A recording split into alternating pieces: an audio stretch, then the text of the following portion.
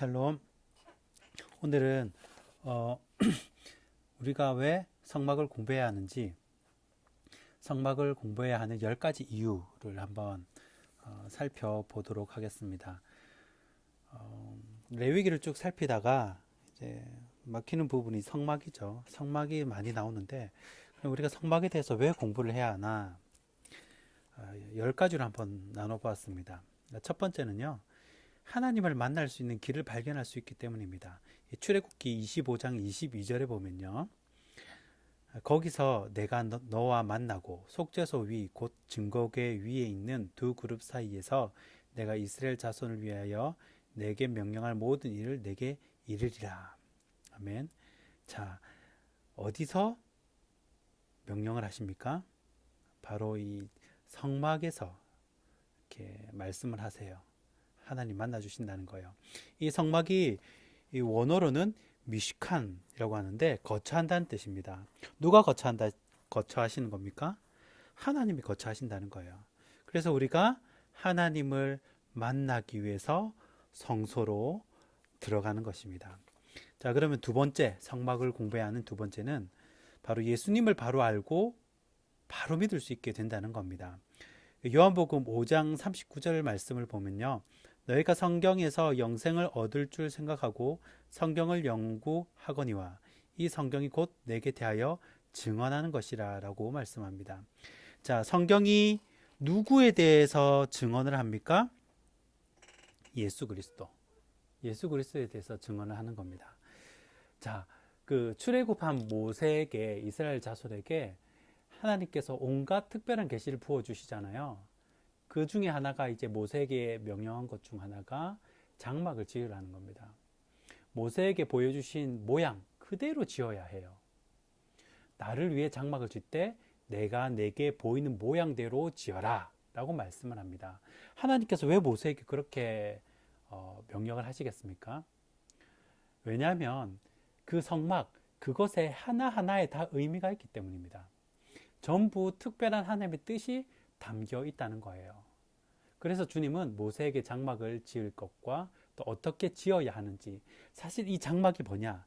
예수 그리스도의 예표거든요. 상징이거든요. 자기 아들의 그 그림자, 형상을 말해주는 거예요. 이 모든 것을 통해서. 그래서 우리가 그 하나하나를 짚어가면서 공부를 하는 겁니다.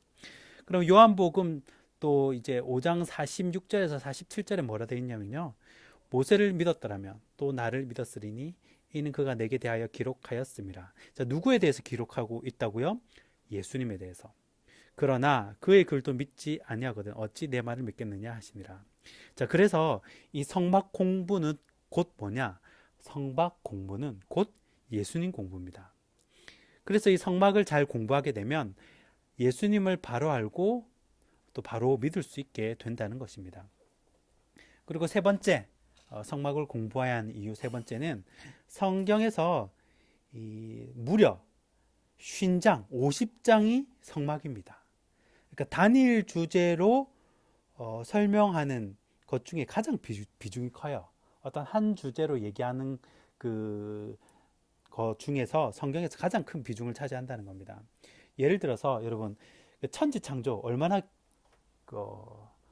중요합니까? 천지창조. 원역사라 그러죠. 이 천지창조도 불과 11장밖에 안 됩니다. 창세기 1장부터 11장. 그리고 창세기 12장부터 그 4대 족장 얘기 나오잖아요. 그리고 모든 대부분 엄청 많은 민족들의 조상이라는 아브라함 이야기. 아브라함 이야기는 몇 장이냐? 바로 14장밖에 안 됩니다. 그러니까 이 성막이 거의 4배 달하는, 그러니까 엄청나게 중요하다는 거죠. 자, 그리고 네 번째입니다. 성막을 공부하는 이유. 성막은요, 하나님이 죄인을 만나 주시고 죄를 사하여 주시는 장소이기 때문입니다. 레위기 1장 4절 보면요, 그는 제 번제물의 머리에 안수할지니 그를 위하여 기쁘게 받으심이 되어 그를 위하여 속죄가 될 것이라. 자, 그리고 레위기 1장 4절 읽었으니까 에베소서 1장 7절은 뭐냐면요, 우리는 그리스도 안에서 그의 은혜의 풍성함을 따라 그의 피로 말미암아 속량 곧 죄 사함을 받았느니라. 이렇게 되어 있습니다. 그러니까 성막은요, 하나님이 죄인을 만나 주시고 죄를 사해 주시는 장소. 자, 구약에서는 무엇이 우리 죄를 사해 주십니까? 바로 짐승의 피. 그런데 신약에서는 예수님의 피, 보혈이 우리의 죄를 사해 주신다는 거예요. 그러니까 이 성막은 하나님이 죄인을 만나 주시고 죄를 사해 주시는 장소가 된다는 겁니다. 자, 다섯 번째입니다. 우리가 성막을 공부하는 이유. 다섯 번째는 바로 주님과 동행하는 삶이라는 겁니다. 자, 불기둥과 구름기둥은 성령과 말씀의 인도를 상징합니다. 이 성령이 뭐같이 온다 그래요? 불같이 온다 그러죠. 우리가 성령을 구할 때 뭘 달라 그럽니까? 불을 달라 그러죠. 그리고 구름기둥은 우리를 말씀으로 인도하는 것을 상징을 해요. 그래서 불기둥과 구름기둥으로 구약시대에 애굽을 탈출한 이스라엘 백성을 보호하셨다면 오늘 이 땅을 사는 우리 성도들은 하나님께서 어떻게 지키시냐? 바로 성령과 말씀으로 우리 삶을 인도하고 지키신다는 겁니다.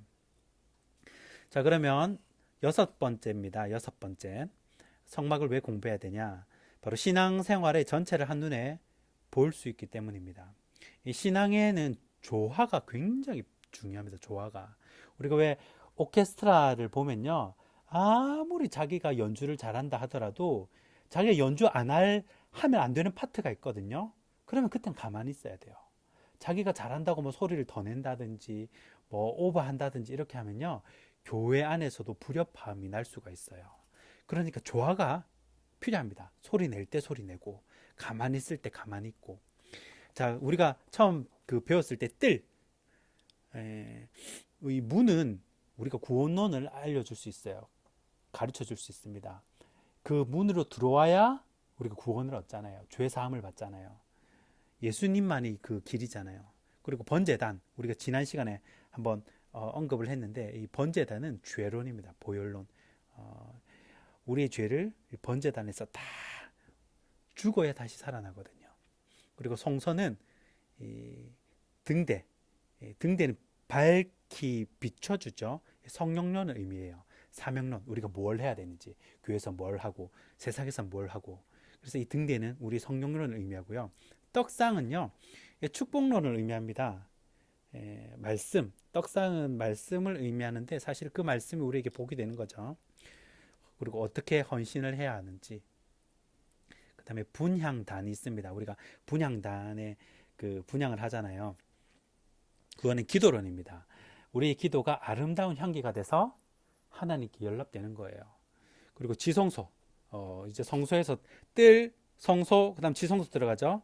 지성소에는 뭐가 있습니까? 법궤가 있죠. 이 법궤는 뭐냐? 바로 부활론을 우리에게 알려줍니다. 다시 살아난다는 거예요. 천국, 계시, 그리고 안에 십계명이 있죠. 그러니까 우리 신앙생활의 전체를 보여주는 거예요. 사실은 이게 예수 그리스도의 모형이기도 하지만 우리가 교회 생활을 어떻게 해야 하는지, 교회에서 무엇을 배워야 하는지를 한눈에 보여주고 있다는 겁니다. 자, 그러면 또 성막에서 성막을 왜 공부해야 하는지, 일곱 번째 이유는 구약에서 가장 분명하고 정확한 예수님의 모형이기 때문입니다. 이 성막은요, 가장 분명하고 정확한 예수님의 모형입니다. 이 성막은 신약의 예수님. 자, 성막은 그림자고요. 구약은 그림자고요. 예수님의 실체입니다. 그렇기 때문에 우리가 성막을 공부해야 돼요. 그리고 여덟 번째, 성막을 공부한 이유. 복 받는 길을 정확하게 알려주고 있답니다. 정확하게 알려줘요. 내가 어떻게 하면 죄를 지었는데 어떻게 해야 우리 죄를 씻음 받고 하나님 앞에 나아가는 길을 세세하게 알려주기 때문에 우리가 성막을 공부해야 한다는 겁니다. 그리고 아홉 번째는 우리의 영적 상태, 영혼의 종합 진단을 받을 수가 있습니다. 이 영혼의 이 종합 진단은요, 자, 간단합니다. 이거를 이제 성막을 한번 공부하면 이게 쉽게 이제 알 수가 있는데, 우리 성막의 문에 들어오면서부터 이걸 알 수가 있어요. 나는 예수 그리스도를 구원의 유일한 구주로 고백하는가? 물어볼 수가 있죠, 스스로에게. 그리고 번제단에 가서는 우리에게 어떤 질문이 생깁니까? 내 죄가 뭔가? 죄가 있으니까 번제단에 나왔을 거 아니에요? 그리고 내 죄를 예수님의 피로 속죄함 받은 것을 확실히 믿는가? 구원의 확신이 있는가? 또 내 안에 예수님이 살아계시는가? 이 번제단에서 그걸 스스로 물어볼 수 있다는 겁니다. 또 하나 세 번째 이제 또 물두멍에서는 어떤 진단을 내릴 수가 있어요. 나중에 물두멍을 또 살펴볼 건데요. 나는 죄 사함을 받은 후에 성결한 생활을 하고 있는가를 돌아볼 수 있어요. 씻는 곳이잖아요. 물두멍은 죄의 사슬을 끊었는가, 또 버리지 못하고 끌려다니는 죄가 없는가 스스로를 진단할 수 있다는 겁니다. 그리고 촛대 앞에서는요, 나는 빛된 생활을 하고 있는가, 내가 나에게 주어진 사명에 충실하고 있는가 스스로를 돌아볼 수가 있겠죠. 진단을 할 수 있어요. 떡상에는요, 나는 헌신의 생활을 하고 있는가, 나는 생명의 떡인 예수님을 영의 양식으로 말씀으로 삼고 있는가 진단을 할 수가 있고요. 이 분향단에서는 나는 기도를 잃어버리지 않았는가, 나는 날마다 하나님의 뜻이 무엇인가를 찾고 있는가 스스로 돌아볼 수 있고, 또 법궤 안에서는요, 법궤 앞에서는 나는 주님을 통해서 부활할 것을 믿고 있는가, 또 나는 말씀 속에서 살려고 애를 쓰는가. 왜냐하면 십계명에 쓰인 이제 돌판 이 말씀이죠. 그리고 나는 죽은 나무에게도 싹이 나게 하는 하나님의 능력을 확실하게 믿는가. 왜냐하면 그 안에 아론의 쌍난 지팡이가 있잖아요. 그러니까 그 꺾인 나무 지팡인데도 싹이 나는 거예요. 하나님께서 하게 길을 여시면 된다는 거죠. 그리고 그 안에 또 법궤에 뭐가 있습니까? 법궤 앞에서 만나를 넣은 항아리가 있죠. 그러니까 나는 일용한 양식을 날마다 구하고 있는가. 스스로 이 영적 진단을 할 수가 있다는 겁니다. 자, 이런 여러 가지 이제 유익한 점들이 있다는 거죠. 그리고 마지막 우리 성막을 공부한 이후 10번째는 하나님의 일꾼이 된다는 것입니다. 야고보서 2장 26절에는 영혼이 없는 몸이 죽은 것 같이 행함이 없는 믿음은 죽은 것이다 그러죠. 그러니까 이 모든 것들을 통해서 우리가 진정한 하나님의 일꾼이 된다는 거예요. 그러니까 우리가 왜 성막을 공부해야 하는지 명확하게 아실 수 있을 겁니다. 자, 그래서 이 코로나 기간 동안, 짧은 기간 동안 성막을 한번 쭉 살펴볼 건데, 이 성막을 함께 공부하면서 정말 여러분의 신앙생활에 큰 유익이 될 줄 믿습니다.